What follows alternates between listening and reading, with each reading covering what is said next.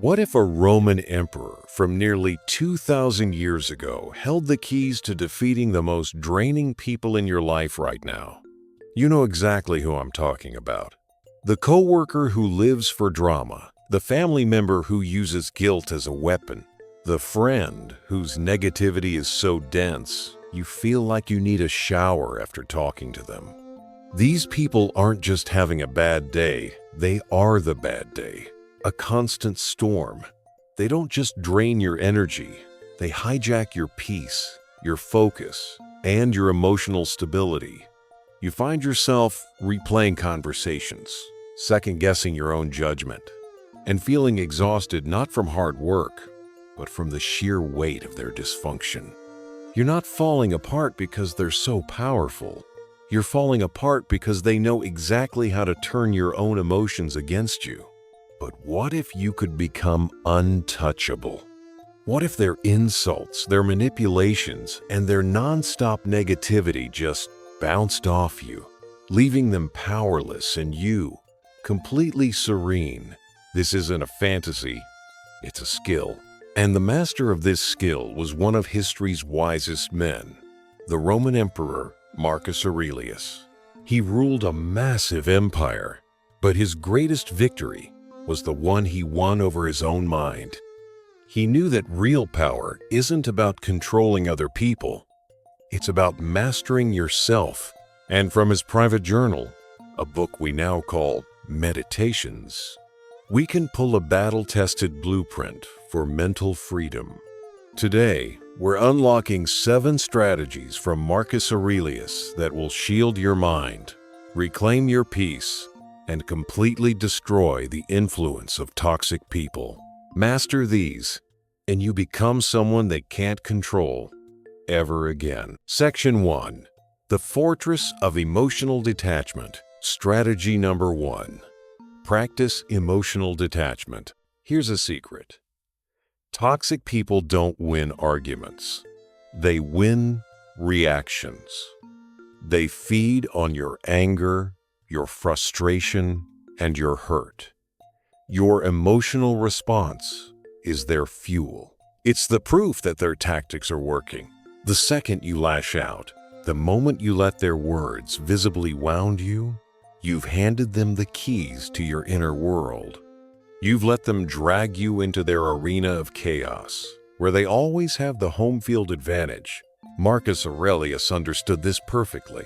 A core theme of his teaching is often summarized this way: you have power over your mind, not outside events.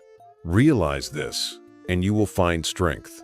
This isn't about being a cold, unfeeling robot. It's about being a calm, strategic observer of your own emotions. Picture your mind as a fortress. When a toxic person hurls an insult, it's like a flaming arrow shot at your walls. The untrained person panics, rushes to the point of impact, and focuses all their energy on putting out that one little fire. The Stoic, however, stands on the ramparts and simply observes. They think. An arrow has been fired. They see the arrow, they understand the intent, but they refuse to let it cause chaos inside the fortress. So what does this look like in real life? You create a pause. When you feel that surge of anger, stop, breathe. Acknowledge the feeling without becoming it. Tell yourself, anger is present, instead of, I am angry. This tiny shift in language creates massive mental distance. You aren't the storm. You are the sky watching the storm pass.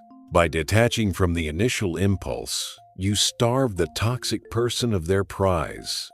Their arrow falls harmlessly to the ground, and your fortress remains calm, secure, and under your command. Section 2. The Shield of Firm Boundaries. Strategy number 2.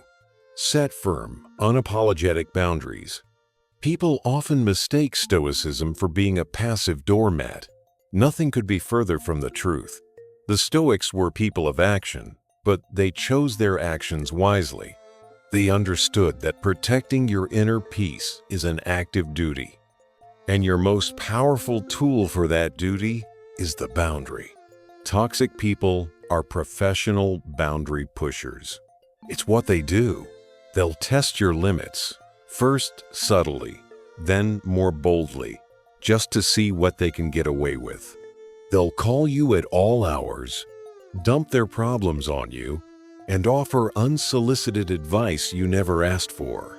They operate on the assumption that your time and your energy are public property. Marcus Aurelius was heavily influenced by the Stoic philosopher Epictetus, who taught that we must distinguish between what is in our control and what isn't. You can't control a toxic person's desire to cross your boundaries, but you absolutely control whether or not you build a fence in the first place. Setting a boundary isn't an act of aggression. It's a calm declaration of self-respect. In practice, this means being clear and firm without needing to justify yourself. When a coworker tries to dump their work on you, instead of sighing and accepting, you say calmly, "I can't take that on right now. I need to focus on my own priorities." When a relative starts a guilt trip, you say, "I hear you, but my decision is final." No anger, no long-winded explanation, just a simple, unshakable statement. At first, this will feel weird. The toxic person will likely push back, they might act offended or try to create drama. This is just them testing the new fence, but their reaction is not your responsibility. Your job is to hold the line. Every time you do, you reinforce the boundary and teach them how you expect to be treated. You are declaring that your peace is non-negotiable. Section 3. The unbeatable weapon of kindness and indifference. Strategy number 3. Respond with kindness and indifference. When someone attacks you with pure toxicity, our first instinct is to fight back, to match their ugliness. This is a trap. The moment you get into a mud-slinging contest, you've already lost, because you've let them set the terms of engagement and corrupt your own character. Marcus Aurelius gives us a revolutionary strategy, a kind of mental jujutsu. This brings to mind a powerful Stoic principle. The best revenge is to be unlike your enemy. Think about how powerful that is. The goal isn't to beat them at their own game. It's to rise so far above their game that their attacks become meaningless. This strategy has two modes: kindness and indifference. Kindness is the ultimate disarming tool. A toxic person expects a fight. They are ready for your anger and defensiveness. What they are completely unprepared for is genuine, unforced politeness. When they're rude and you respond with calm decency, it short-circuits their entire program. They have no script for that. This isn't for their sake. It's for yours. It keeps your side of the street clean. Then there's indifference. Some provocations don't deserve any response at all. Indifference is a conscious decision that someone's behavior is so far beneath your concern that it doesn't warrant any emotional energy whatsoever. It's a quiet, powerful statement that says, "You do not matter enough to disrupt my peace." Imagine a dog barking furiously at the moon. The moon doesn't get angry. It doesn't try to reason with the dog. It simply continues to shine, completely untroubled. When you treat a toxic person's tantrum with the same calm indifference as the moon treats the barking dog, you demonstrate an untouchable level of inner strength. You're not playing their game. You're playing a different one entirely, a game where your peace of mind is the only prize that matters. Section 4. The prophecy of negative visualization. Strategy number 4. Rehearse for trouble with negative visualization. Most of us go through life hoping for the best, which leaves us shocked and emotionally wrecked when things go wrong. The Stoics did the opposite. They practiced what's known as premeditatio malorum, the premeditation of evils. It's the act of calmly imagining things that could go wrong, not to be pessimistic, but to be prepared. In his meditations, Marcus gives us a powerful example of this.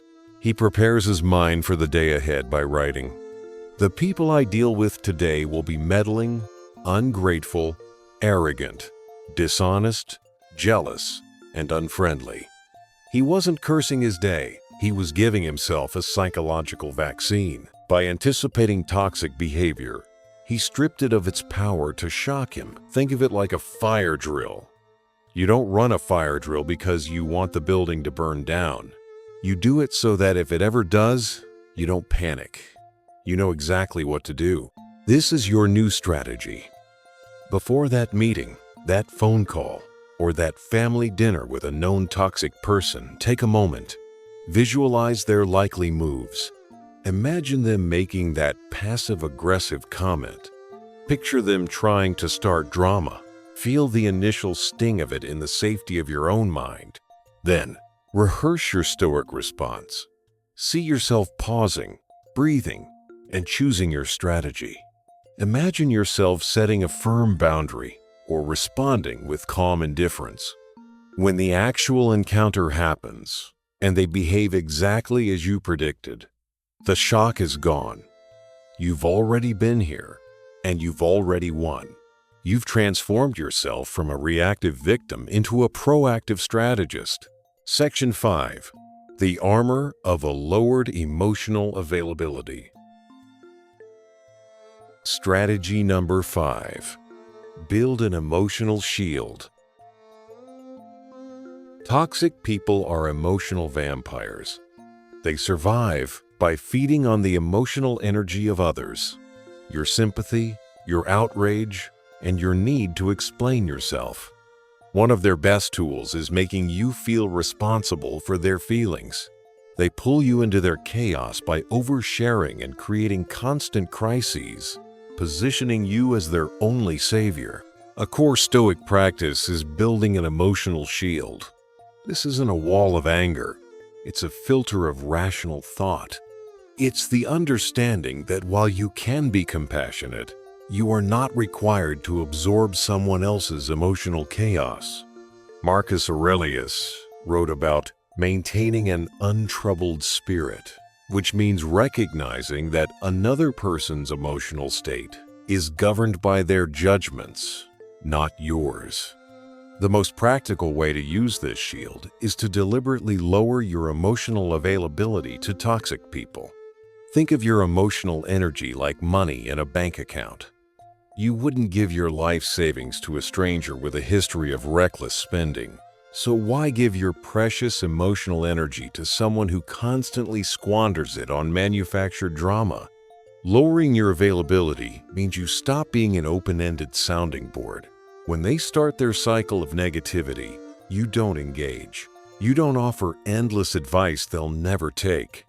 Instead, you offer simple, non-committal responses. Phrases like, "That sounds difficult," or "I see." Acknowledge their statement without inviting more drama. It also means you stop oversharing your own life with them. Toxic people are experts at using your vulnerabilities against you. Every personal struggle you confide in them is potential ammunition they can use later. By becoming more reserved, you give them less to work with. This isn't being unkind, it's being strategic. You're conserving your energy for what actually matters. Section 6. The power of strategic silence. Strategy number 6.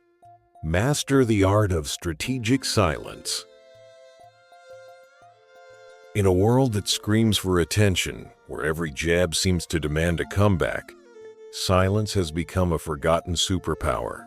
When dealing with toxic people who are desperate for the fuel of your reaction, silence isn't emptiness. It's a statement. It is a tool of immense power. Toxic people need engagement. They bait you, poke you, and prod you, just waiting for you to get flustered and defend yourself.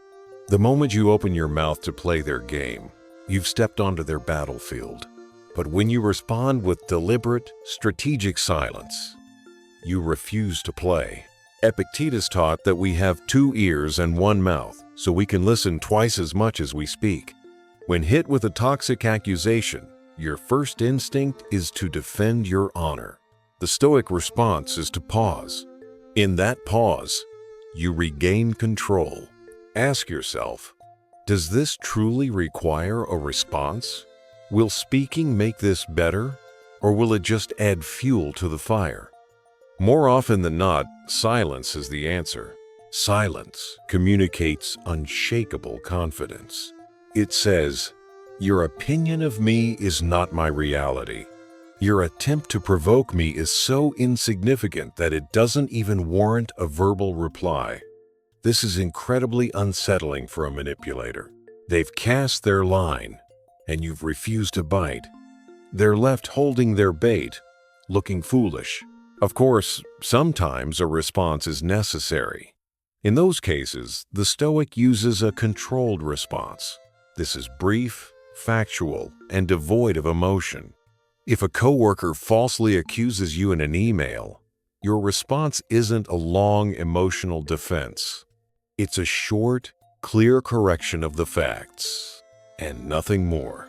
By mastering both silence and controlled responses, you reclaim your power. You choose if and when you engage. Section 7. The true north of your own virtue. Strategy number 7. Focus only on what you control. This is the final and most important strategy. It's the foundation for all the others. It is the core of Stoicism, the dichotomy of control. It states that everything in life falls into 2 buckets: things you can't control and things you can. You cannot control other people. You can't control their insecurities, their character flaws, or their decision to be toxic. Wasting even 1 second of your life trying to fix them or get them to see the error of their ways is, as Marcus would say, a recipe for frustration. So where is your real power? It's in the things you can control. Your thoughts, your judgments, your choices, your actions, and most importantly, your own character. When you encounter a toxic person, you have a choice. You can see them as an obstacle that's ruining your day, or you can see them as a sparring partner for your soul. Their impatience is a chance for you to practice patience. Their dishonesty is a chance for you to practice integrity. Their anger is a chance for you to practice calm. Marcus Aurelius didn't just tolerate difficult people. He saw them as an opportunity to be a better man. He famously wrote, "Waste no more time arguing what a good man should be. Be one." This is the ultimate reframe. The toxic person is no longer the main character in your story. They are just a plot device to test and strengthen your own character. Your focus shifts completely. Instead of asking, "Why are they like this?" you start asking, "Who do I want to be in the face of this?" Instead of being drained by their behavior, you become energized by the challenge of living up to your own values. This is the strategy that truly destroys their influence. Their toxicity becomes the grit you use to polish your own soul. Conclusion. The wisdom of Marcus Aurelius isn't about defeating others, but about winning the war inside yourself. These 7 strategies: detachment, boundaries, indifference, visualization, emotional shielding, silence, and focusing on your virtue are more than just tricks. They are a roadmap to a life of inner peace and unshakable strength.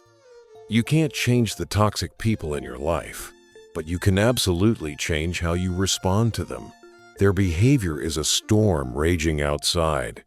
You can't stop the storm, but you can refuse to let it flood your house. Your power is in reinforcing the walls of your own mind. It all comes back to a central Stoic truth, often paraphrased from Marcus's writings. The happiness of your life depends upon the quality of your thoughts. By choosing to cultivate thoughts of resilience and virtue, you build an inner fortress that no amount of chaos can ever breach. If these strategies hit home and you're ready to reclaim your peace, show your support by hitting the like button and subscribing for more wisdom that stands the test of time. And now, for a final commitment to your own strength, go to the comments below and declare this: I am the architect of my own peace. By typing those words, you are making a promise to yourself. A promise to stop letting other people dictate how you feel. A promise to become the calm, strong, and untouchable person you were always meant to be. Thank you for watching.